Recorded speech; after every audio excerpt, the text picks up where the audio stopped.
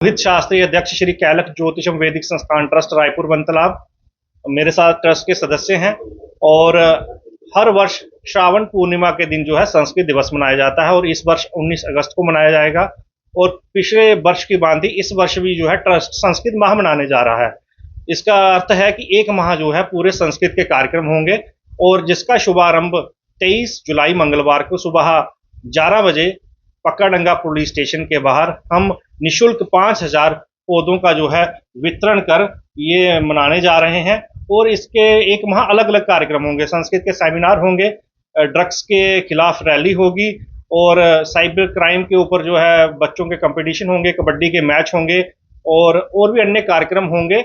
और इसी के चलते जो है ये आज हमने प्रेस वार्ता बुलाई है। आप पत्रकार बंधुओं का मैं आभार व्यक्त करता हूं कि आपने अपना बहुमूल्य समय देकर हमारी इस प्रेस वार्ता को कवर किया है। ट्रस्ट का मात्र उद्देश्य है प्रदेश में देववाणी संस्कृत को बढ़ावा देना और बड़े अच्छे अच्छे विद्वान लोग हमसे जुड़े हुए हैं। मेरे साथ डायरेक्टर के शर्मा जी हैं, ये कृषि के डायरेक्टर रहे हैं, और नरेश रैना जी हैं, प्रोफेसर शरद सर हैं, उत्तम चंद जी हैं, विजय जी हैं, और भी हमारे ट्रस्टी जो है इस ड्राइव में जुड़े हुए हैं। और परसों इसका शुभारंभ होगा और भी अन्य जो है कार्यक्रम इसके होंगे। तो आपसे आग्रह है कि हमारे इस कार्यक्रम को कवर करें। और जम्मू कश्मीर की भूमि देववाणी संस्कृत के विद्वानों की भूमि रही है और एलजी साहब के आने से देववाणी संस्कृत भाषा को काफी बढ़ावा मिला है। जिस प्रकार माता वैष्णो देवी में संस्कृत विभाग नहीं था, उन्होंने उसकी हमारे आग्रह पर उसकी स्थापना की और कटरा गुरुकुल की सीटें बढ़ाई और भी कार्यक्रम चल रहे हैं। और जल्द ही मुझे लगता है प्रदेश के स्कूलों में 6ठी से संस्कृत भाषा भी प्रारंभ होगी, इसका भी जो है कार्य चल रहा है। लगता है ऐसे कार्यक्रम कर युवाओं पर प्रभाव पड़ता है, संस्कृत की तरफ इंटरेस्ट क्रिएट होता है।